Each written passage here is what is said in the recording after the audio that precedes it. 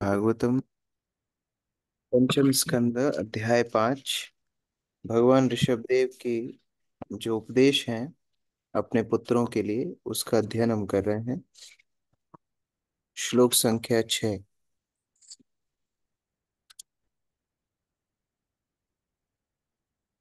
एवं मनः कर्म वशं प्रयुङ्क्ते अविद्ययात्मानि उपधीयमाने प्रीतिर्न यावन्मयि वासुदेवे न मुच्यते देहयोगेन तावत्। नीतु। हरे कृष्णा प्रभु जी। जब जो आत्मा तमों से आच्छादित रहता है तो वह ना तो आत्मा को और ना परम आत्मा को समझता है और उसका मन सकाम कर्म के वशीभूत रहता है। अतः जब तक उसकी मुझ वासुदेव में प्रीति नहीं होती तब तक वो उसे देह बंधन को स्वीकार करने से छुटकारा नहीं मिल पाता। हरे कृष्णा प्रभु। तो सर्वप्रथम जीवात्मा के बंधन का कारण होता है अविद्या, तमोगुण। और ये तमोगुण के आवरण से ना वो खुद को समझ पाता है, ना परमात्मा को समझ पाता है, ना भगवान को समझ पाता है। अपने शरीर को ही स्वयं की पहचान मानना यह अविद्या का एक लक्षण है। अरविंद प्रभु पढ़िए। हरे कृष्ण। जब मन सकाम कर्म में दूषित हुआ रहता है तो जीवा स्थिति से दूसरी में उत्पत्ति उन्नति चाहता है। सामान्य रूप से प्रत्येक व्यक्ति करने के लिए दिन रात कठोर कर्म में संलग्न रहता है। वैदिक अनुष्ठानों को जानते हुए भी मनुष्य स्वर्गलोक पहुंचने का इच्छुक रहता है। वह यह भूल जाता है कि उसका वास्तविक हित भगवत धाम को लौटने में है। सकाम कर्म करता हुआ मनुष्य विभिन्न योनियों में ब्रह्मांड भर में घूमता रहता है, किंतु जब वह गुरु के संपर्क में नहीं आता, वह भगवान वासुदेव की सेवा में प्रवृत्त नहीं होता। वासुदेव को समझने के लिए कई जन्म लेने पड़ते हैं। जैसा कि भगवत गीता 7.19 में पुष्टि हुई है, वासुदेव सर्मिति स महात्मा सुदुर्लभ। अनेक जन्मों तक कष्ट भोग कर वासुदेव के चरण कमल में शरण मिलती है। जब ऐसा हो जाता है तो मनुष्य वास्तव में बुद्धिमान बनकर ईश्वर के प्रति समर्पित हो जाता है। जन्म मृत्यु की पुनरावृत्ति को रोकने का यही एकमात्र उपाय है। इसकी पुष्टि दशाश्वमेध घाट में श्री रूप गोस्वामी को श्री चैतन्य महाप्रभु द्वारा दिए गए उपदेश से होती है। चैतन्य चरितामृत मध्य 19.11। ब्रह्मांड भ्रमिते को न भाग्यवान जीव, गुरु कृष्ण प्रसादे पाय भक्ति लता बीज। जीवात्मा विभिन्न रूपों तथा देहों में अनेक लोकों में भ्रमण करता रहता है, और यदि दैव योग से वह गुरु के संपर्क में आता है तो गुरु के अनुग्रह से उसे श्री कृष्ण की शरण प्राप्त होती है और उसका भक्तिपूर्ण जीवन प्रारंभ हो जाता है। हरे कृष्ण। तो ये जन्म मृत्यु का चक्र तभी समाप्त होता है जब आध्यात्मिक गुरु का आश्रय मिलता है। जीवात्मा को हमेशा गुरु की आवश्यकता पड़ती है। अगर आध्यात्मिक गुरु उसका मार्गदर्शन नहीं करेंगे तो उसका मन ही उसका गुरु बन जाएगा। वो मन की बात मान करके अलग अलग योनियों में भ्रमण करेगा। लेकिन जब अर्जुन की तरह भगवान कृष्ण को समर्पण करेंगे, जब गुरु को आध्यात्मिक गुरु को अपना मार्गदर्शन रूप में स्वीकार करेंगे, तब भगवत प्राप्ति कर पाएंगे और ये जन्म मृत्यु के बंधन को छोड़ पाएंगे। यदा न पश्यति अयथा गुणेहम स्वार्थे प्रमत्थ सहसा विपश्चित् ततः स्मृतिर्विन्दति तत्र तापान् न साध्य मैथुन्यमघारमज्ञा। अक्रूर प्रभु। अनुवाद। भले कोई कितना ही विद्वान तथा चतुर क्यों न हो, यदि वह यह नहीं समझ पाता कि इंद्रिय तृप्ति के लिए की जाने वाली चेष्टा व्यर्थ ही समय को नष्ट करती है, तो वह प्रमत्त है। वह अपने स्वयं के हित को भूलकर इस भौतिक संसार में विषय वासना प्रधान तथा समस्त भौतिक क्लेशों के आगा अपने घर में आसक्त रहकर प्रसन्न रहना चाहता है। इस प्रकार मनुष्य बुद्धिहीन पशु के ही तुल्य होता है। हरे कृष्ण। तो ये महाभारत का बड़ा ही प्रचलित कथन है। आहार निद्रा भय मैथुनम च समन्वयेतत् पशुभिर्नराणाम धर्मो हि तेषाम् अधिको विशेषो धर्मेण हीनः पशुभिः समानः। जब तक व्यक्ति केवल आहार निद्रा भय मैथुन में लगा हुआ है, हमारे दिन का अधिकांश समय इन्हीं चीजों में जाता है। और वास्तव में अगर हम देखें तो ये पशुतुल्य जीवन हमारा निकल रहा है। लेकिन जब हम ये समझते हैं कि नहीं, ये इंद्रिय तृप्ति की चेष्टाएं तो पशुओं के अंदर भी होती हैं, मुझे इन सब चेष्टाओं से ऊपर उठ करके अपने हित के लिए, अपने आध्यात्मिक हित के लिए सोचना चाहिए, तब से मनुष्य जीवन की शुरुआत होती है। तो एक पिता अपने पुत्र को कितनी अच्छी शिक्षा दे रहे हैं। ऋषभ देव अपने पुत्रों को समझा रहे हैं कि देखो, यद्यपि तुम राजपाट करोगे, बड़े बड़े प्रांतों के राजा बनोगे, लेकिन तुम्हारे जीवन का उद्देश्य इंद्रिय तृप्ति नहीं होना चाहिए। तुम्हारे जीवन का उद्देश्य आत्महित होना चाहिए। तुम्हारे जीवन का उद्देश्य भगवत प्राप्ति होना चाहिए। तात्पर्य यामिनी माता जी। तात्पर्य। भक्ति की निम्नतम अधम अवस्था में मनुष्य शुद्ध भक्त नहीं होता। अन्य अभिलाषिता शून्य ज्ञान कर्माद्य नावृतम। शुद्ध भक्त होने के लिए मनुष्य को समस्त भौतिक कामनाओं से मुक्त होना चाहिए तथा उसे कर्म एवं सुख ज्ञान छूना तक नहीं चाहिए। निम्न अवस्था में कभी कभी दार्शनिक चिंतन में रुचि हो सकती है, जिस पर भक्ति का रंग चढ़ा हो, किंतु इस अवस्था में भी मनुष्य इंद्रिय तृप्ति चाहता है और प्रकृति के गुणों से दूषित रहता है। माया का इतना जबरदस्त प्रभाव रहता है कि ज्ञानी पुरुष भी वास्तव में यह भूल जाता है कि वह श्री कृष्ण का चिरंतन दास है। इसलिए वह विषय भोग के चारों ओर केंद्रित गृहस्थ जीवन में ही आसक्त संतुष्ट रहता है। वह विषयी जीवन के समक्ष नत होकर समस्त प्रकार के भौतिक कलेशों को सहन करता है। अज्ञानवश वह इस प्रकार भौतिक नियमों की सांकाल के से बंध जाता है। तो माया की दुकान में करोड़ों लाखों लोग जा रहे हैं और भगवत प्राप्ति की दुकान में गिने चुने लोग जा रहे हैं। तो जीवात्मा यद्यपि ये समझता है कि मैं ये बंध रहा हूं, मैं फंस रहा हूं, फिर भी माया के चंगुल में ही रहना पसंद करता है। ये अविद्या है। इस अविद्या से बाहर निकलने के लिए हमें आध्यात्मिक गुरु का आश्रय लेना होता है। वो जबरदस्ती हमें हमें स्वीकार कराते हैं कि नहीं नहीं, तुम्हारी ये स्थिति केवल और केवल अस्थाई है। यदि वास्तविक स्थिति को प्राप्त करना है तो भगवत मार्ग में आगे बढ़ो। पुंस स्त्रिया मिथुनि भावमेतम तयोर्मिथोरिदय ग्रंथिमाहो अतो गृह क्षेत्र सुताप्त वित्तैर जनस्य मोहम अहम ममेति। मीनू माता जी। स्त्री तथा पुरुष के मध्य का आकर्षण भौतिक अस्तित्व का मूल नियम है। इस भ्रांति धारणा के कारण स्त्री तथा पुरुष के हृदय परस्पर जुड़े रहते हैं। इसी के फलस्वरूप मनुष्य अपने शरीर, घर, संतान, स्वजन तथा धन के प्रति आकृष्ट होता है।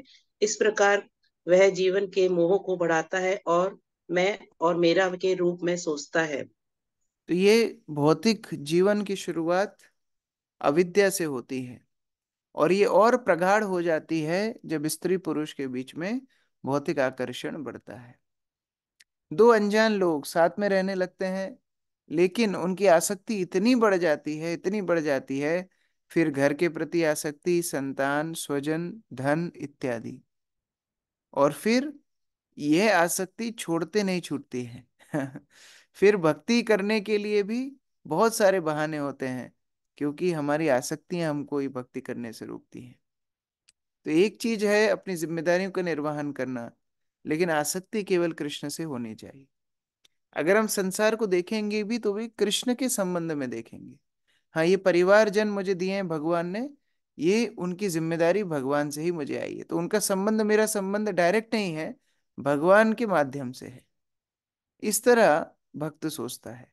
नहीं तो ये मोह में पड़ जाता है, अहम ममेति, मैं और मेरा, मैं और मेरा। बस इसी अहम ममेति, ये मोह में पड़ करके वह फंसा चला जाता है। तात्पर्य मंजू माता जी। स्त्री तथा पुरुष के बीच में सहज आकर्षण का प्रमुख कारण विषय भोग और विवाहित होने पर यह आकर्षण और भी दृढ़ हो जाता है। स्त्री तथा पुरुष के इस बद्ध करने वाले संबंध का कारण मोह उत्पन्न होता है, जिससे यह सोचना पड़ता है कि अमुक पुरुष मेरा पति है या अमुक स्त्री मेरी पत्नी है। यह हृदय ग्रंथि कहलाती है। इस ग्रंथि को खोल पाना अत्यंत कठिन है। भले ही स्त्री और पुरुष से वर्णाश्रम के नियमों के अनुसार विवाह विच्छेद के द्वारा मिलक क्यों ना हो ले, प्रत्येक दशा में पुरुष हमेशा स्त्री के बारे में सोचता है और स्त्री हमेशा पुरुष के बारे में सोचती है। इस प्रकार व्यक्ति परिवार, धन, संतान के प्रति भौतिक रूप से आसक्त हो जाता है, भले ही ये सब क्षणिक क्यों ना हो। ऐसा व्यक्ति दुर्लभवश अपने आप को अपनी संपत्ति और धन से जोड़ लेता है और उसे अपनी पहचान बना लेता है। कभी कभी संन्यास लेने के पश्चात भी कोई कोई व्यक्ति किसी मंदिर में या अपनी कुछ वस्तुओं में आसक्त हो जाता है, जैसे जिसे जिन्हें वह अपनी संपत्ति समझने लगता है, किंतु ऐसी आसक्ति पारिवारिक आकर्षण के समान बलवान नहीं होती। परिवार की आसक्ति सबसे प्रबल मोह है।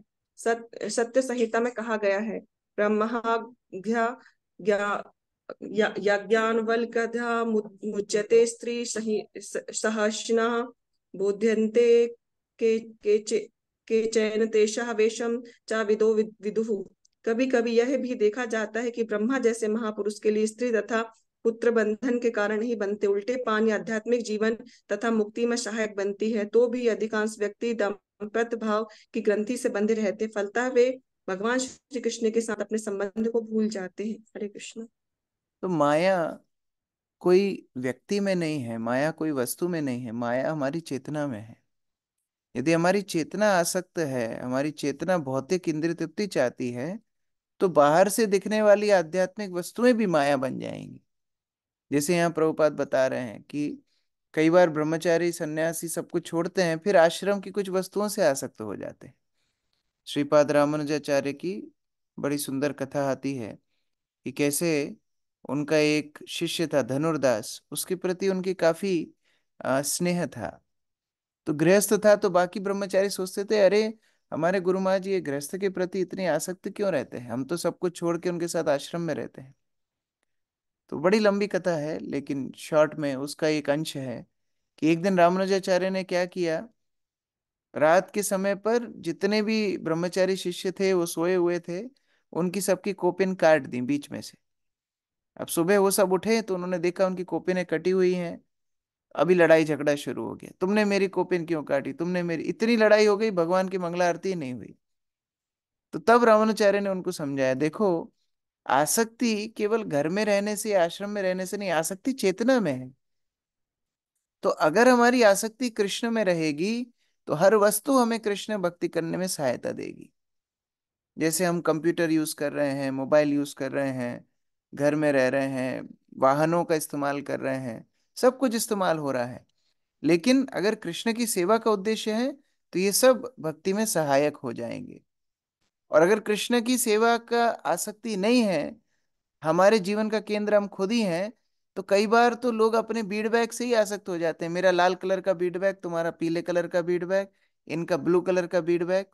आप वृंदावन जाओगे तो पूरा शोरूम है 4-4 मंजिल का बीड बैग का, तो लोग पसंद करके आते हैं वहां से कि कौन से रंग का बीड बैग मेरी ड्रेस के साथ मैच होगा, मेरे दुपट्टे के साथ मैच होगा। तो ये क्या हुआ, ये आध्यात्मिक नहीं है, ये भौतिक है। तो कहने का अभिप्राय, आसक्तियां कृष्ण के अंदर हो, और फिर जितनी भी वस्तुएं हमारे आसपास में है वो कृष्ण सेवा में लगने के लिए हमें सहायता देंगी। यदा मनोर, अच्छा कुछ लोगों को आइडिया मिल गया होगा, हाँ, वृंदावन यात्रा में जो जा रहे हैं कि बीडबैग शोरूम कौन सा है, प्रभु जी थोड़ा एड्रेस भेज देना, तो हम वहां से फिर बीडबैग लेके आएंगे। यदा मनोहृदय ग्रंथिरस्य कर्मानुबद्धो दृढ़ अस्लेथे था, तदा जना परिवर्तते स्मात् मुक्तः परम ज्ञाति अतिहायति हेतुम्। सुरेखा माता जी। जब पूर्व कर्म फलों के कारण भौतिक जीवन में फंसे हुए व्यक्ति के हृदय की मजबूत गांठ ढीली पड़ जाती है, तो वह घर, स्त्री तथा संतान के प्रति अपनी आसक्ति से विमुक्त होने लगता है। इस तरह उसका मोह, मैं तथा मेरा टूट जाता है, वह मुक्त हो जाता है और उसे दिव्य लोक की प्राप्ति होती है। हरे कृष्ण। तो तब ऐसे भगवत मार्ग में जब आगे बढ़ता है, गुरुजनों की कृपा से धीरे धीरे ये आसक्तियां कम हो जाती हैं, और जब ये आसक्तियां खत्म होती हैं तब वो मुक्त कहलाता है। मुक्ति का अर्थ केवल बाह्य आवरणों का बदलाव नहीं है। मुक्ति का अर्थ मतलब आंतरिक रूप से व्यक्ति कितना मुक्त हुआ है अपनी वासनाओं से, अपनी आसक्तियों से, वह मुक्ति का लक्षण है। दीप्ति माता जी। हरे कृष्ण प्रभु जी।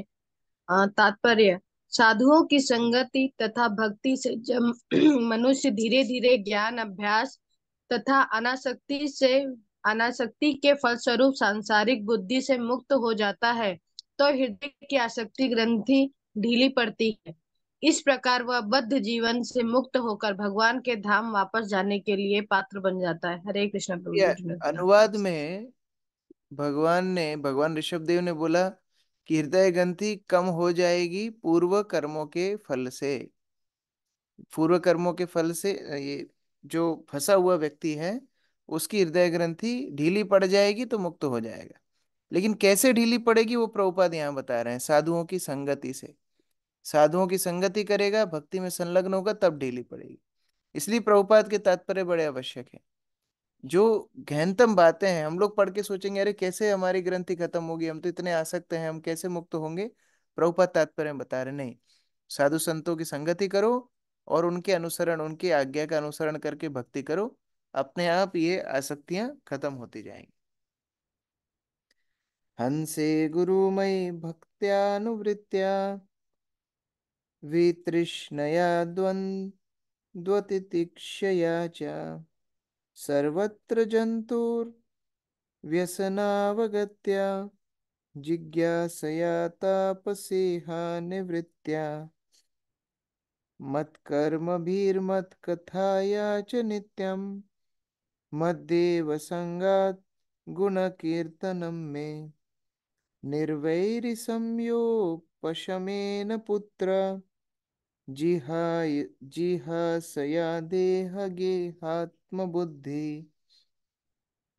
आध्यात्मयोगेन विविक्तसेवया प्राणेन्द्रियात्माभिजयेन साध्यक् सश्रद्धया ब्रह्मचर्येण शश्वत् असंप्रमेत् प्रमादेन यमेन वाचाम् सर्वत्र मद्भावविचक्षणेन ज्ञानेन विज्ञानविराजितेन योगेन धृत्य उद्यमसत्त्वयुक्तो लिंगम व्यपोहेत कौशलहमाख्यम।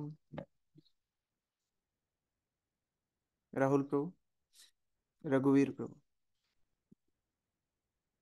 हरे कृष्णा। हे पुत्रों, तुम्हें सिद्ध गुरु अर्थात परमहंस को ग्रहण करना चाहिए। इस प्रकार तुम मुझ पूर्ण पुरुषोत्तम भगवान पर अपनी श्रद्धा तथा प्रेम रखो।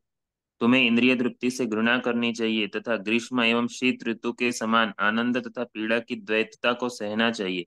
उन जीवात्माओं की कष्टमय दशा को समझने का प्रयास करो जो स्वर्ग में भी दुखी रहती है। सत्य का दार्शनिक तौर पर अन्वेषण करो। फिर भक्ति के निमित्त समस्त प्रकार की तपस्या करो। इंद्रिय सुख के लिए प्रयत्नों का परित्याग करके ईश्वर की सेवा में लगो। भगवान की कथा का श्रवण करो और सदैव भक्तों की संगति करो।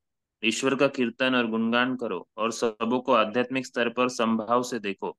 शत्रु त्याग का त्याग कर क्रोध तथा शोक का दमन करो। स्वयं को देह तथा मन के साथ न जोड़ते हुए शास्त्रों का अध्ययन करो। एकांतवास करो और प्राणवायु, श्वास, मन तथा इंद्रियों को पूर्णतया वश में करने का अभ्यास करो। वैदिक साहित्य अर्थात शास्त्रों पर पूर्ण श्रद्धा रखो और सदैव ब्रह्मचर्य व्रत का पालन करो। अपने कर्तव्य को करते हुए व्यर्थ की बातें करने से बचो। सदैव श्री भगवान का चिंतन करते हुए सत्य ज्ञान प्राप्त करो। इस प्रकार उत्साह एवं धैर्य पूर्वक भक्ति योग का अभ्यास करते रहने से तुम्हारा ज्ञान बढ़ेगा और अहंकार जाता रहेगा। इस एक पैराग्राफ में पूरी साधन भक्ति का सार, वैदिक भक्ति का सार भगवान ऋषभ देव बता रहे हैं। सर्वप्रथम आदौ गुरु आश्रया, सबसे पहले जो सिद्ध गुरु हैं या शुद्ध भक्त हैं ऐसे गुरु का आश्रय ग्रहण करना चाहिए। बिना शुद्ध भक्त के आश्रय के भगवत भक्ति की शुरुआत करना असंभव है। तो ऐसे शुद्ध भक्त सिद्ध गुरु के आश्रय में रह करके भगवान के प्रति श्रद्धा व्यक्ति प्राप्त करता है। श्रद्धा, श्रद्धा से शुरू होकर के फिर अलग अलग स्तर हैं जिसको साधन भक्ति बोला जाता है। एक और लक्षण यहाँ बताया गया है, इंद्रिय तृप्ति से घृणा करना चाहिए। अगर भक्ति में आने के बाद इंद्रिय तृप्ति की इच्छाएं भी रहेंगी तो हमारी प्रगति बड़ी प्रतिबंधित रहेगी। जैसे श्रील भक्ति सिद्धांत सरस्वती वो एक कहानी सुनाया करते थे कि एक बार कुछ बाराती नाव में बैठे और नाव वाले को बोला कि तुमको हम पैसे देंगे, नाव चला करके हमको लेके जाओ, हमें फलानी जगह पर जाना है। रात भर वो नाविक नाव चलाता रहा और बाराती सो गए। सुबह उठ करके देखे तो वो कहीं गए ही नहीं थे, वो वहीं की वहीं थे, क्योंकि वो जो नाव का लंगर था वो फंसा हुआ था, वो उठाया नहीं था। तो भक्ति सिद्धांत सरस्वती बोलते हैं कि जब तक आसक्तियां फंसी रहेंगी तब तक प्रगति नहीं होगी। तो इंद्रिय तृप्ति से घृणा करना चाहिए और तब समभाव रखते हुए भौतिक संसार से आसक्तियां कम करने का प्रयास करना चाहिए। और जब व्यक्ति अपने स्वार्थ के बारे में नहीं सोचता है तो दूसरों को मदद करने के बारे में सोचता है, तो फिर वो प्रचार भी करता है, दूसरों को कष्ट में नहीं देख पाता है। तो ये प्रचार भी साधन भक्ति का एक अंग है। दूसरों को कृष्ण भक्ति के बारे में बताना, ये भी हमारी साधन भक्ति का ही अंग है। और जब हम इस तरह दूसरों को प्रचार करते हैं तो हमको साक्षात्कार होते हैं, जो केवल पढ़ने से नहीं होंगे, जो केवल सुनने से नहीं होंगे। ये दूसरों को मदद करने से भगवान हमारे हृदय में साक्षात्कार देते हैं, भक्ति के सिद्धांतों को समझने के लिए हमें मदद करते हैं। और फिर उस प्रकार से अलग अलग, जैसे तपस्या करना, इंद्रिय सुख का परित्याग करना, भगवान की कथा का श्रवण करना, कीर्तन करना, अपने अनर्थों का दमन करना इत्यादि। तो ये सब जब हम कार्य करते हैं तब धीरे धीरे धीरे भक्ति में आगे बढ़ते हैं। योगिनी कालिंदी माता जी। तात्पर्य। इन 4 श्लोकों में ऋषभ देव अपने पुत्रों को बताते हैं कि वे किस प्रकार अहंकार तथा सांसारिक बद्ध जीवन से उत्पन्न झूठी पहचान से मुक्त हो सकते हैं। उपर्युक्त विधि से अभ्यास करने पर धीरे धीरे मुक्त हुआ जा सकता है। इन निर्दिष्ट विधियों से भौतिक शरीर लिंगम व्यपौहेत का परित्याग करके अपने मूल आत्मदेह में स्थित हुआ जा सकता है, किंतु सर्वप्रथम कोई प्रामाणिक गुरु बनाना पड़ता है। श्रील रूप गोस्वामी ने अपनी कृति भक्ति रसामृत सिंधु में इसकी सम्मति दी है। श्री गुरु पदाश्रय। भौतिक संसार के बंधनों से मुक्त होने के लिए गुरु के पास जाना होता है। तद विज्ञानार्थ स गुरुमय एव विगच्छते। गुरु से प्रश्न करके तथा सेवा करके आध्यात्मिक जीवन में अग्रसर हुआ जा सकता है। जब कोई भक्ति में लग जाता है तो व्यक्तिगत सुविधा, खाने, सोने तथा पहनने का आकर्षण सहज ही कम हो जाता है। भक्त की संगति से आध्यात्मिक स्तर बना रहता है। मद्देव संगात शब्द अत्यंत महत्वपूर्ण है। ऐसे अनेक तथाकथित धर्म हैं जिनके विभिन्न देवताओं की पूजा की जाती है, किंतु यहाँ संगात का अर्थ ऐसी संगति है जो श्री कृष्ण को ही उपास्य अर्चा विग्रह रूप में स्वीकारती है। द्वंद्व तितिक्षा शब्द भी महत्वपूर्ण है। जब तक प्राणी इस संसार में रहता है तब तक इस देह से आनंद तथा कष्ट मिलता रहता है। जैसा कि भगवत गीता में श्री कृष्ण उपदेश देते हैं, तान तितिक्षस्व भारत। मनुष्य को इस संसार में सुख तथा दुख को सहना सीखना होता है। उसे चाहिए कि वह अपने परिवार से विरक्त होकर ब्रह्मचर्य पालन। शास्त्रों के अभिमत के अनुसार अपनी पत्नी के साथ संभोग करना भी ब्रह्मचर्य माना जाता है, क्योंकि यह धार्मिक नियमों के विपरीत है और इसे आध्यात्मिक चेतना जाती रहती है। विज्ञान विराजित भी ऐसा ही महत्वपूर्ण शब्द है। प्रत्येक कार्य वैज्ञानिक विधि से तथा विवेकपूर्ण रीति से किया जाना चाहिए। मनुष्य को सिद्ध जीव होना चाहिए, इस प्रकार वह भौतिक बंधन से छूट सकता है। जैसा कि श्री मध्वाचार्य इंगित करते हैं, इन चारों श्लोकों का सार यह है कि इंद्रिय तृप्ति की आकांक्षा न रखकर कार्य करते हुए ईश्वर की प्रेममय सेवा में सदैव संलग्न रहना चाहिए। दूसरे शब्दों में कहा जा सकता है कि मुक्ति का स्वीकृत मार्ग योग है। श्री मध्वाचार्य अध्यात्म से उदाहरण देते हैं, आत्मनो विहितम कर्म न कर्मण कामस्य च परित्यागो निरिहेत्या अनुत्तमा। मनुष्य को चाहिए कि आत्मा के लाभ हेतु सारे कार्य करे और अन्य कार्यों का परित्याग कर दे। जब मनुष्य इस स्थिति को प्राप्त होता है तो उसे निष्पृह कहते हैं। वास्तव में जीवात्मा कभी भी पूर्णतया निष्पृह नहीं हो सकता, किंतु जब वह आत्मा के अतिरिक्त अन्य किसी के हित का चिंतन नहीं करता तो निस्पृह कहलाता है। आध्यात्मिक ज्ञान ज्ञान विज्ञान समन्वित है। ज्ञान तथा विज्ञान से पूर्णतः सज्जित होने पर मनुष्य पूर्ण होता है। ज्ञान का अर्थ है भगवान विष्णु को ही परम पुरुष समझना। विज्ञान का अर्थ है भौतिक जीवन की अविद्या से छुटकारा दिलाने वाले कार्य। जैसा कि श्रीमद् भागवतम 2.9.31 में कहा गया है, ज्ञानम परम गुह्यम में यद विज्ञान समन्वितम। भगवान ज्ञान का परम गुह्य है। भगवान ज्ञान का परम गुह्य है, और जिस परम ज्ञान से उस भगवान को कोई समझता है उसे सभी बढ़ावा मिलता है। ऐसा ही विज्ञान विज्ञान है। भगवत गीता में इसकी पुष्टि इस प्रकार हुई है, जन्म कर्म च वेदिव्यम यो वेत्ति तत्वतः तत्या देहम पुनर्जन्मम नेति नेति सो अर्जुन। हे अर्जुन, मेरा आविर्भाव और मेरे कर्म दिव्य है। इस प्रकार जो मनुष्य जीता है वह देह को त्याग कर फिर इस भौतिक जगत में जन्म नहीं लेता, वरन मेरे सनातन धाम को प्राप्त होता है। तो मुख्य बात इतने सारे सिद्धांतों में ये है कि आध्यात्मिक उन्नति का मतलब है भौतिक आकर्षणों का कम होना और आध्यात्मिक जो साधन भक्ति है उसके प्रति आकर्षण बढ़ना। कई बार भक्त प्रश्न पूछते हैं कि हम लोग आध्यात्मिक उन्नति कर रहे हैं कि नहीं, ये कैसे पता पड़ेगा? तो ये ऐसे पता पड़ेगा कि जिन भौतिक वस्तुओं के प्रति हम पहले एकदम आसक्त थे, वो आकर्षण अब हमको प्रलोभित नहीं करते, और भगवान की कथा सुनने का अवसर मिले, भगवान के कीर्तन का अवसर मिले, जप का अवसर मिले, भागवत पढ़ने का अवसर मिले, तो हम बड़े उत्साही रहते हैं। ये उन दोनों में पार्थक्यता है। तो ये सारे सिद्धांतों का मूल मूल उद्देश्य यही है कि भौतिक आकर्षणों का कम करना और आध्यात्मिक आकर्षणों को बढ़ाना। कर्माशयम हृदय ग्रंथिबद्धम अविद्यया साधितम अप्रमत्ता अनेन योगेन यथोपदेशम सम्यग् व्यपोहि अप्रमेत योगात्। आशा माता जी। हे पुत्रों, तुम्हें मेरे उपदेश के अनुसार आचरण करना चाहिए। अत्यंत सावधान रहना। इन विधियों से तुम लोग सकाम कर्म की अभिलाषा की अविद्या से छूट सकोगे और तुम्हारे हृदय में स्थित बंधन रूपी ग्रंथि पूर्णतः कट जाएगी। तदंतर और अधिक उन्नति के लिए तुम्हें साधनों का भी परित्याग कर देना चाहिए, अर्थात तुम्हें मुक्ति क्रिया में ही आसक्त नहीं हो जाना चाहिए। तो गुरु के उपदेशों की मुख्य उपलब्धि क्या होती है? गुरु के उपदेशों की मुख्य उपलब्धि होती है हमारी भौतिक अविद्या का नाश।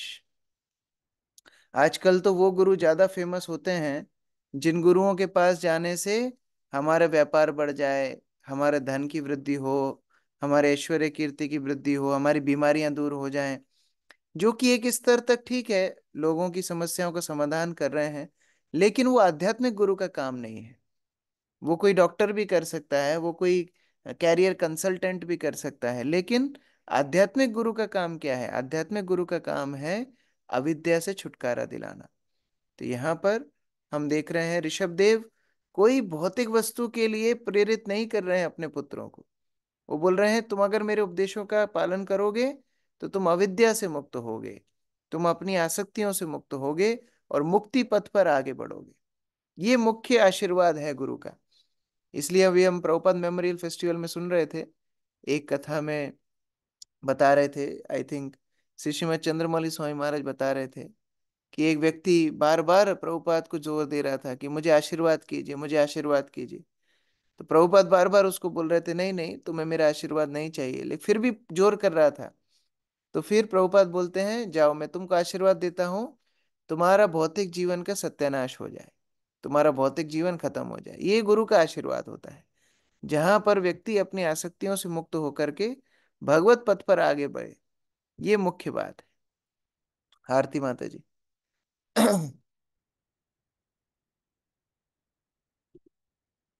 आरती माता जी। हरे कृष्णा। तात्पर्य मुक्ति की क्रिया ब्रह्म जिज्ञासा अर्थात परम सत्य की खोज है। सामान्यतः इसे नेति नेति कहते हैं, जिसका अर्थ है वह क्रिया जिससे परम सत्य की खोज करने हेतु अस्तित्व का विश्लेषण किया जाता है। यह विधि तब तक जारी रहती है जब तक मनुष्य आध्यात्मिक जीवन को प्राप्त नहीं होता। यह आध्यात्मिक जीवन ब्रह्मभूत अर्थात आत्म अनुभूति की स्थिति है। श्रीमद् भगवद गीता के शब्दों में ब्रह्मभूत प्रसन्नात्मा न सोचती न कांक्षती समः सर्वेषु भूतेषु मद भक्तिम लभते पराम। दिव्य रूप से स्थित पुरुष को तत्काल परम ब्रह्म की अनुभूति होती है और वह पूर्ण रूपेण प्रसन्न रहता है। वह न शोक करता है न किसी वस्तु को पाने की इच्छा करता है। वह सभी प्राणियों में सम रखता है। इस अवस्था में उसे मेरी शुद्ध भक्ति प्राप्त होती है। इसका उद्देश्य पराभक्ति अर्थात परमेश्वर की दिव्य भक्तिमय सेवा में प्रवेश करना है। इसे प्राप्त करने के लिए मनुष्य अपने अस्तित्व का विश्लेषण करता है, किंतु जब मनुष्य वास्तव में भक्ति सेवा में संलग्न हो जाता है तब उसके लिए ज्ञान की खोज करने की आवश्यकता नहीं रह जाती। अविचलित भाव से केवल भक्ति में संलग्न रहने से मनुष्य सदा मुक्त अवस्था में रहेगा। श्रीमद् भगवद गीता माम च व्यभिचारेण भक्ति योगेन सेवते सम गुणान समतीतानि ब्रह्म भुआय कल्पते। अविचल भाव से भक्ति करना स्वयं ही ब्रह्मभूत है। इसकी अन्य विशेषता है अनेन योगेन यथोपदेशम। गुरु से प्राप्त उपदेशों का तुरंत पालन होना चाहिए। मनुष्य को चाहिए कि वह गुरु के उपदेशों से तनिक भी विफत ना हो, न ही उसका उल्लंघन करे। उसे चाहिए कि ग्रंथों के अवलोकन में ही न लगा रहे, वरन साथ ही साथ गुरु की आज्ञा का कार्य रूप से परिणित भी करे। यथोपदेशम भौतिक धारणा परित्याग हो सके इसके लिए योगाभ्यास करना चाहिए, किंतु जब मनुष्य भक्ति योग में वास्तव में संलग्न हो जाता है तो उसे योगाभ्यास करने की आवश्यकता नहीं रह जाती। सच बात तो यह है कि योगाभ्यास छोड़ा जा सकता है किंतु भक्ति को नहीं। जैसा कि श्रीमद् भगवद गीता में कहा गया है, आत्मा रामश्च मुनियो निर्ग्रंथा अप्युरुक्रमे कुर्वन्ते हेतु किम भक्ति मित्थम भूत गुणो हरि। जो आत्मा राम मुक्त है उन्हें भी सदैव भक्ति में लगे रहना चाहिए। स्वरूप सिद्ध होने पर योगाभ्यास छोड़ा जा सकता है, किंतु भक्ति को किसी भी अवस्था में नहीं छोड़ा जा सकता। योग तथा दार्शनिक चिंतन सहित आत्म साक्षात्कार के अन्य कर्म त्यागे जा सकते हैं, किंतु भक्ति को तो सदैव बनाए रखना चाहिए। तो ब्रह्म जिज्ञासा अर्थात आध्यात्मिक जीवन की शुरुआत कई जन करते हैं। योगी जन करते हैं, ज्ञानी जन करते हैं, भक्त करते हैं, लेकिन सबके पथ अलग अलग माध्यमों से जाते हैं। योगी जन और ज्ञानी जन अपने सामर्थ्य पे ज्यादा भरोसा रखते हैं। वो अपने सामर्थ्य से, अपनी बुद्धि से ये जगत का अन्वेषण करते हैं कि यहाँ क्या वस्तु मेरे लिए अनुकूल है, क्या प्रतिकूल है। लेकिन भक्त तो एक छोटे बच्चे की तरह होता है। जैसे छोटा बच्चा माँ के ऊपर पूर्ण रूप से आश्रित होता है, ऐसे ही भक्त पूर्ण रूप से अपने गुरु के ऊपर पूर्ण रूप से आश्रित होता है।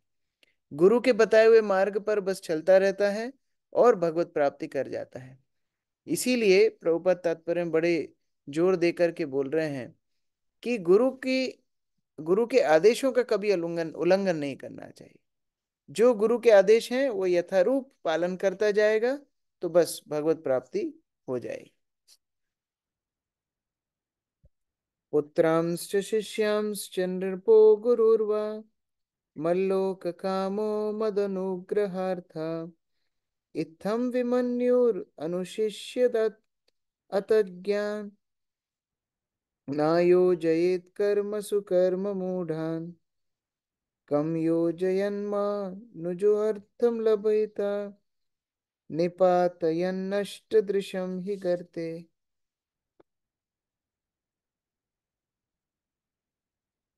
यमुना रानी माता जी।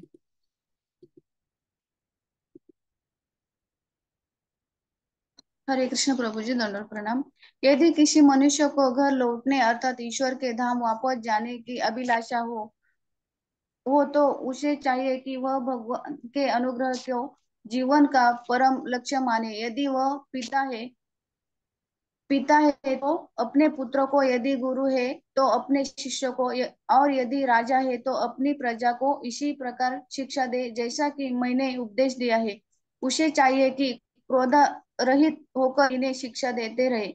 भले ही शिष्य, पुत्र अथवा प्रजा उनकी आज्ञा का पालन करने में कभी कभी असमर्थ क्यों न रहे। कर्म मूढ़ों को जो पाप एवं पुण्य कर्मों में लगे रहते हैं, चाहिए कि वे सभी प्रकार से भक्ति में लगे। उन्हें सकाम कर्म से सदैव बचना चाहिए। यदि शिष्य, पुत्र या प्रजा जो दिव्य दृष्टि से रहित हो उसे कर्म के बंधन में डाला जाए तो भला वह कैसा लाभान्वित होगा। यह अंधे मनुष्य को अंधेरे कुएं तक ले जाने और उसे गिरने देने जैसा है।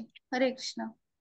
तो मुख्य बात है कि किस प्रकार अगर वास्तव में हम अपने परिजनों से, अपनी परिवार के लोगों से प्रेम करते हैं, या कोई भी व्यक्ति जो हमारे संरक्षण में है, चाहे वो पुत्र पुत्रियां हों, चाहे शिष्य हों, चाहे कोई भी हो, मुख्य बात है कि हम कैसे उन्हें भगवान के धाम में लौटने के लिए मदद करें। ये मुख्य बात है। अब कई बार ऐसे बोलते हैं, नहीं कोई सुनता नहीं है हमारी। ठीक है, कम से कम किसी प्रकार से उनकी भक्ति बढ़ाने में सहायता हमको करनी चाहिए। ये हमारा कर्तव्य है। ना माने, यहाँ ऋषभ देव बोल रहे हैं, ना माने वो उनके ऊपर है, ये उनके कर्मों के फल हैं, लेकिन हमारा प्रयास हमको करना चाहिए। ये प्रेम का लक्षण है। लेकिन होता है उल्टा। कल कल श्री श्रीमद चंद्रमौली स्वामी महाराज बता रहे थे कि कुछ भक्तों ने उनको आकर के बताया कि वो बंगाल से हैं और भक्ति करना चाहते हैं, लेकिन उनके माता पिता उनके ऊपर जादू टोना कर रहे हैं जिससे वो भक्ति ना करें। तो देखो, माता पिता अपने बच्चों के लिए अनहित कर रहे हैं। क्यों? वो भगवत भक्ति ना करें। क्या करना चाहते हैं? वो उनको कर्मों के फल में बांट दौड़ाना चाहते हैं कि हाँ, बड़े अच्छे नौकर बनो, बड़ी अच्छी नौकरी करो, उससे हम खुश होंगे, लेकिन भगवत भक्ति मत करो।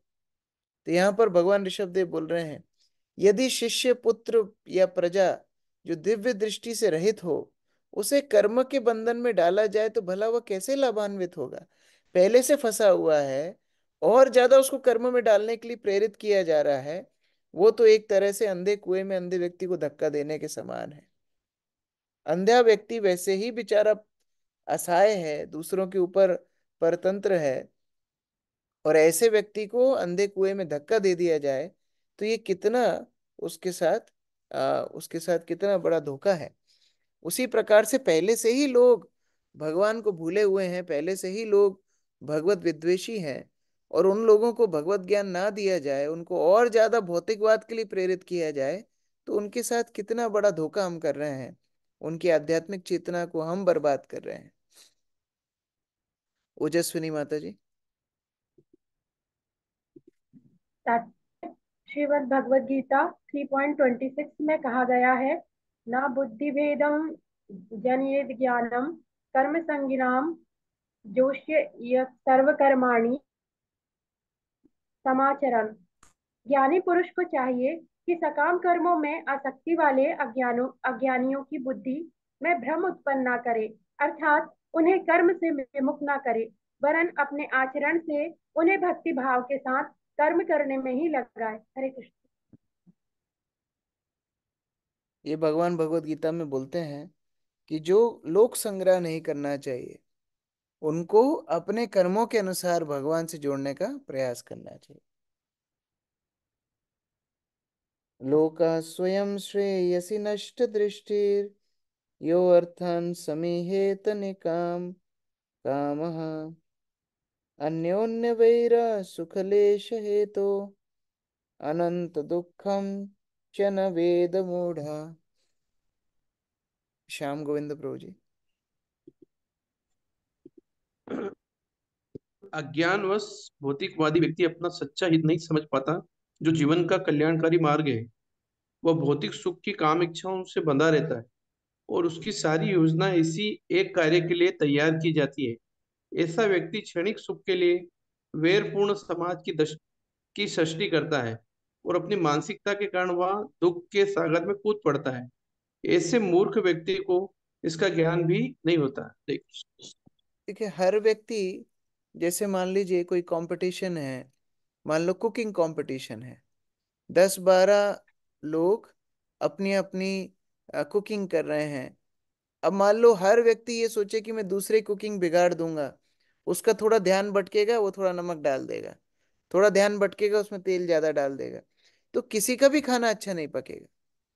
उसी प्रकार से भौतिक जगत में हर व्यक्ति ये चाहता है कि मेरी काम वासनाएं पूर्ण हो, दूसरे की ना हो। तो इसी के चलते कोई भी भौतिक जगत में आनंदित नहीं है। लेकिन आध्यात्मिक मार्ग क्या है? आध्यात्मिक मार्ग है कि मैं दास बनना चाहता हूँ। सेवा के लिए जो उपयुक्त होगा वो काम करेगा, लेकिन जहां सेवा के लिए उपयुक्त नहीं है वो काम नहीं करेगा।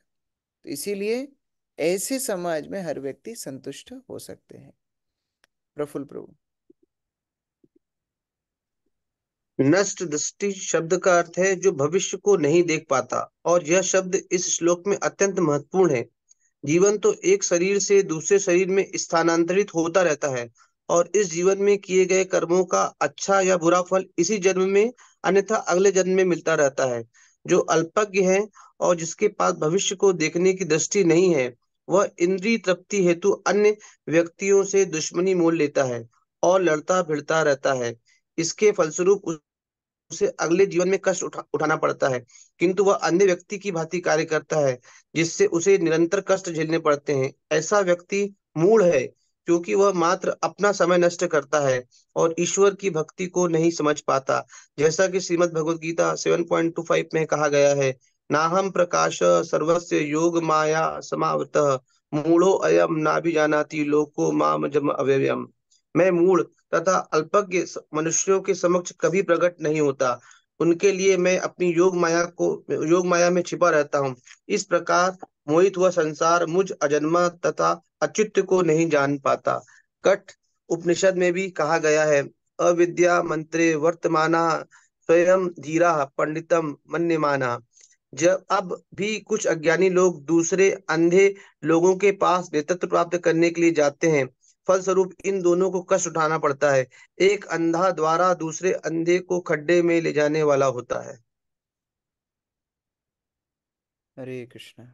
ग्रंथराज श्रीमद् भागवतम की जय। श्री हरे कृष्ण। किसी का कोई प्रश्न है? Yes, any question? यस माता जी।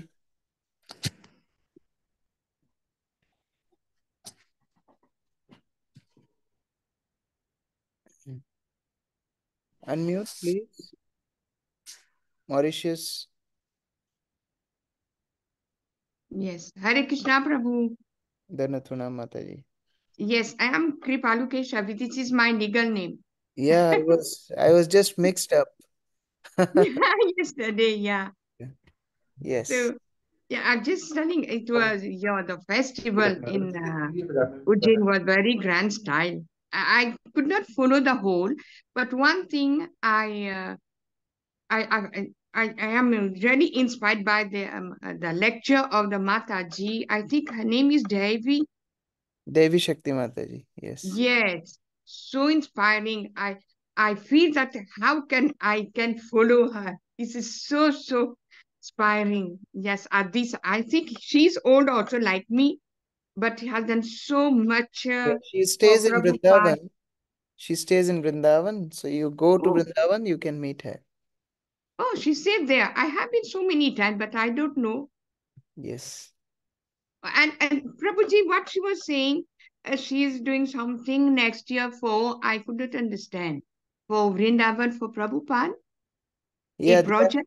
they are having 20, I mean, how much? 40th anniversary of Krishna Balaram, 50th anniversary of Krishna Yeah. Balaram temple. So she's organizing that.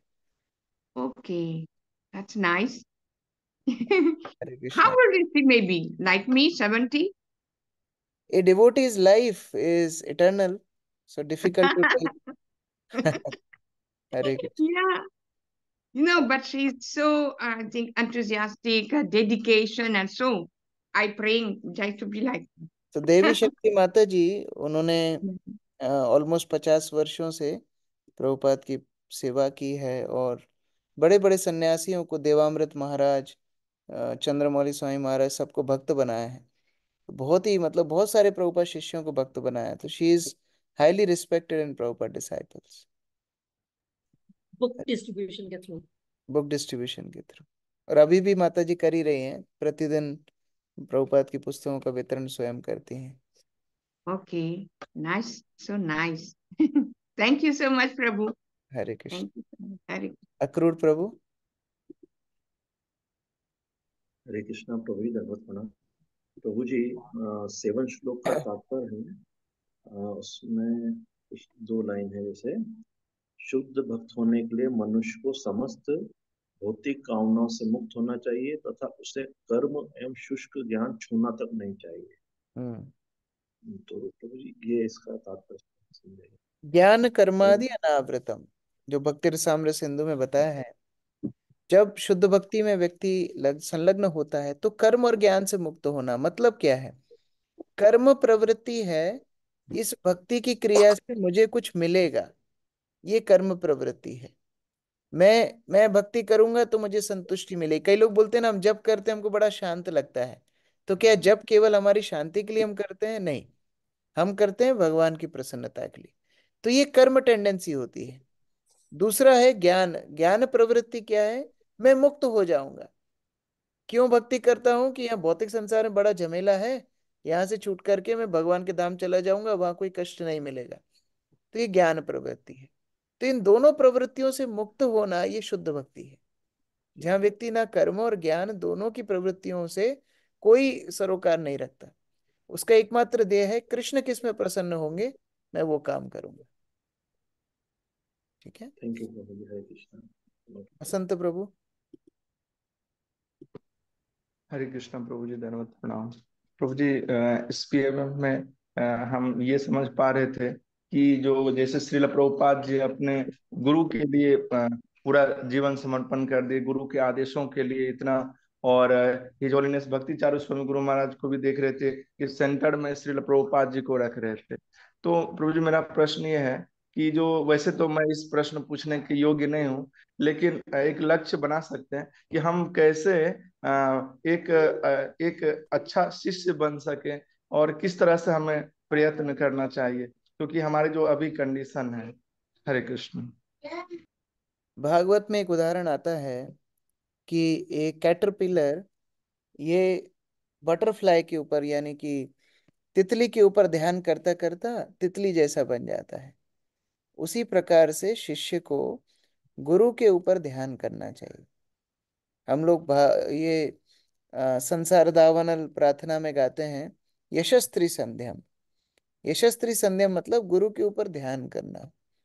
ध्यान का मतलब है गुरु के व्यक्तित्व, उनकी शिक्षाएं, उनके स्वभाव, उनकी अपेक्षाओं के ऊपर ध्यान करना। ये शिष्य के लिए बड़ा आवश्यक है। जब वो इस तरह से गुरु की चेतना में निमग्न होता है तो फिर उसकी क्रियाएं, उसकी उद्देश्य, उसकी सेवा सब कुछ गुरु को प्रसन्न करने के लिए होती है। तो इसीलिए चिंतन मनन करना चाहिए कि शिला प्रभुपाद की क्या अपेक्षाएं थी। हमें कुछ नया करना नहीं है। प्रभुपाद की पुस्तकें, प्रभुपाद के प्रवचन, प्रभुपाद के भक्त जो बता रहे हैं उसके ऊपर चिंतन मनन करना है और वैसा भक्त बनना है। तो हमारे जीवन में एक अच्छा शिष्य बनने का मतलब है गुरु के उपदेशों को अंगीकार करना। और जितना ज्यादा गुरु के उपदेशों को शिष्य अंगीकार करता है उतना ही ज्यादा गुरु के निकट चला जाता है। ये निकट जाने का अर्थ ही है शिष्य का गुरु से सेवा के माध्यम से संबंध। अगर सेवा नहीं है, उपदेशों का पालन नहीं है, तो वो निकटता कोई काम की नहीं है। उस प्रकार से शिष्य को प्रयास करना चाहिए। ठीक है। थैंक यू सो मच प्रभु जी। हरे कृष्ण। प्रफुल्ल प्रभु। प्रभु हरे कृष्णा, दंडवत प्रणाम।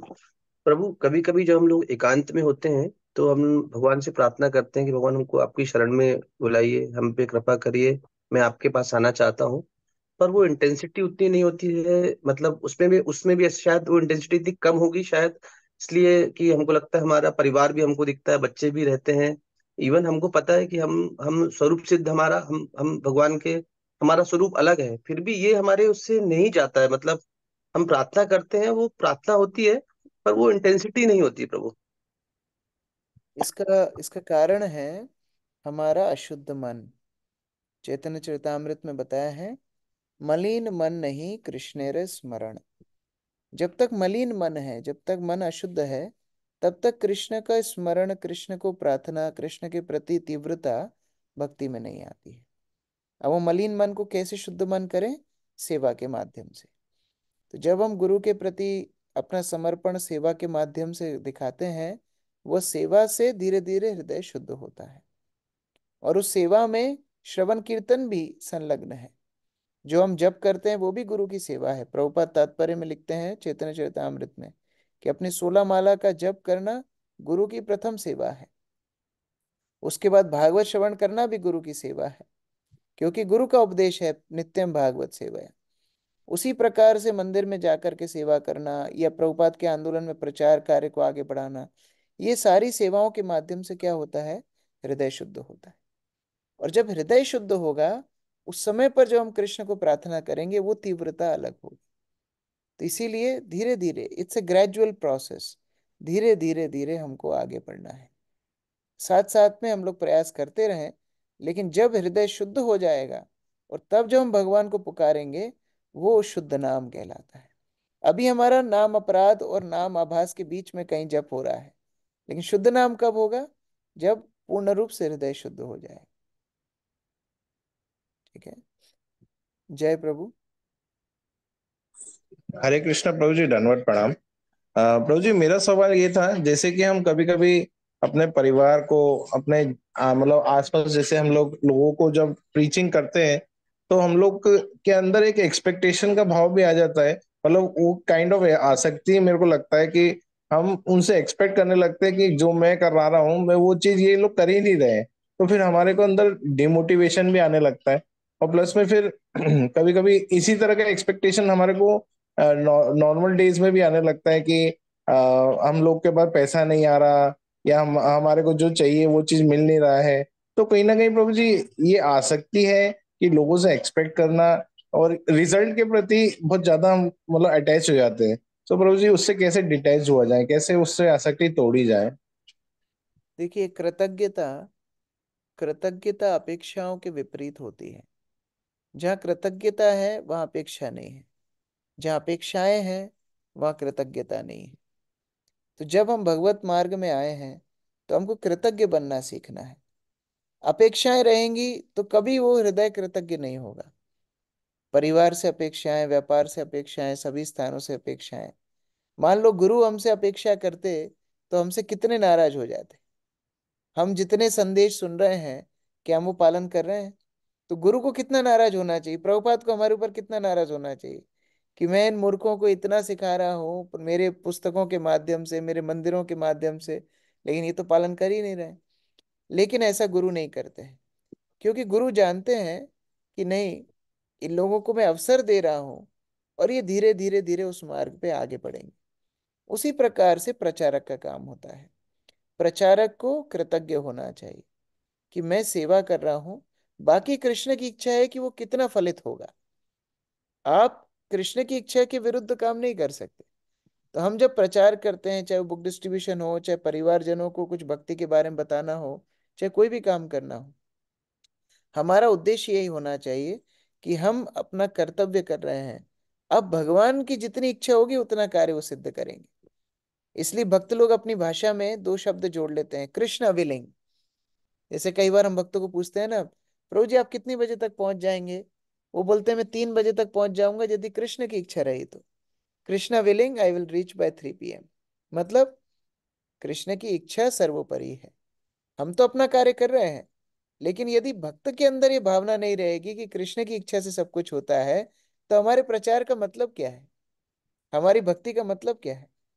तो इसलिए भक्तों को सर्वप्रथम ये समझना होगा कि कृष्ण की इच्छा के कृतज्ञ हम हैं, उस इच्छा के अधीनस्थ हम हैं। और जब वो इच्छा फलित होगी, तो हमारा प्रचार भी सफल होगा, हमारा व्यापार भी सफल होगा, सब कुछ सफल होगा। तो उस प्रकार से वो विश्वास भक्त को धीरे धीरे अपने हृदय में लाना चाहिए। ठीक है, थैंक यू सो मच प्रभु जी। हरे कृष्णा। मीनू माता जी। हरे कृष्णा प्रभु जी, दंडवत प्रणाम। प्रभु जी, जैसे हम भगवत गीता पढ़ते हैं, कभी कभी उसमें कोई डिफिकल्ट श्लोक आता है, अगर हम उसको रीड नहीं कर पाते तो इसमें अपराध लगता है क्या?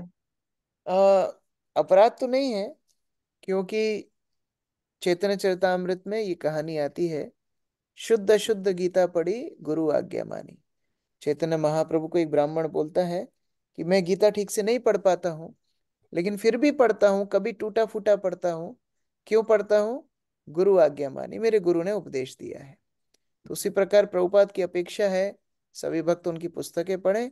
हो सकता है टूटा फूटा पढ़ें, लेकिन फिर भी पढ़ना चाहिए, क्योंकि हमारे ज्ञान से हम भगवान को प्राप्त नहीं करेंगे, समर्पण से प्राप्त करेंगे।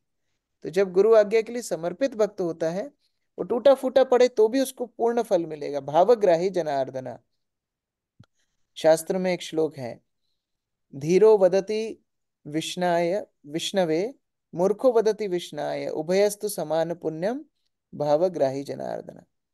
कोई व्यक्ति जो संस्कृत की बड़ी व्याकरण जानता है वो उच्चारण ठीक से करेगा, और कोई व्यक्ति जो उतना पंडित नहीं है वो त्रुटिपूर्ण उच्चारण करेगा। दोनों को समान फल मिलेगा, क्योंकि भगवान भावग्राही हैं। वो ये देखते हैं कि हाँ, ये गुरु की समर्पण के लिए, ये मेरे प्रति समर्पण के लिए पाठ कर रहा है, तो इसीलिए उसको दोबारा से उसको पूर्ण फल मिलेगा जो कि एक पंडित को मिलता है। तो उस प्रकार से बिल्कुल पढ़ना चाहिए, लेकिन फिर धीरे धीरे प्रयास भी करना चाहिए। जैसे प्रभुपाद की पुस्तकों में शब्दार्थ होते हैं, जैसे ये भागवत है, तो ये भागवत में ये श्लोक के नीचे फिर शब्दार्थ होते हैं। तो इस शब्दार्थ में संधि विच्छेद करके श्लोक लिखे हुए हैं, तो वहां से आप पढ़ सकते हो, जहाँ एक एक शब्द आप पढ़ने में आसानी होगी। पूरा एकदम मिश्रित संधि करे हुए शब्द लंबे लंबे पढ़ने में नहीं आते हैं, तो संधि विच्छेद करे हुए शब्द शब्दार्थ से पढ़ सकते हैं। उस तरह श्लोक को पढ़ा जा सकता है। प्रयास अपना पूरा करना चाहिए। ठीक है। थैंक यू सो मच प्रभु जी। अक्रूर हरे प्रभु। कृष्णा। हरे कृष्णा प्रभु, धन्यवाद प्रणाम। प्रभु जी, एक थोड़ा सा संशय दूर कीजिए कि गुरु के प्रति आसक्ति से क्या तात्पर्य होता है, और इस आसक्ति का स्वरूप क्या होना चाहिए। मतलब ये सही है गलत है, और हम उस आसक्ति को कैसे समझें। अभी हमने थोड़ी देर पहले ही चर्चा की कि किस प्रकार गुरु के प्रति आसक्ति का मतलब है गुरु के उपदेशों के प्रति आसक्ति। गुरु के उपदेश से अगर आसक्ति होगी तो वो गुरु के प्रति आसक्ति है। जैसे एक बार कलकत्ता में प्रभुपाद प्रवचन दे रहे थे, और एक मक्खी प्रभुपाद की ऊपर बैठी थी। तो प्रभुपाद बोले, "ये देखो, ये मक्खी मुझसे कितना निकट है, लेकिन बिना काम की है, ये मुझे कष्ट ही दे रही है।" तो उसी प्रकार से गुरु के निकट रहने से बात नहीं है, गुरु के उपदेश को कितना पालन करते हैं वो मुख्य आसक्ति है। तो ये स्वरूप आपने बोला, आसक्ति का स्वरूप क्या है? वो सेवा के रूप से प्रदर्शित होता है। मैं गुरु के आदेशों से अगर आसक्त हूं तो मैं उनके लिए सेवा भी करूंगा, तो उस प्रकार से वो आसक्ति फलित होती है सेवा के माध्यम से। आपको कोई प्रेम करता है, इसका मतलब आपके लिए वो कुछ त्याग करता है, आपके लिए वो कई कठिन परिश्रम करके आपको प्रसन्न करने का प्रयास करता है। ये गुरु के प्रति आसक्ति होती है। ठीक है। थैंक यू प्रभु जी। धन्यवाद। श्रील प्रभुपाद की जय। ग्रंथराज श्रीमद् भागवतम की जय।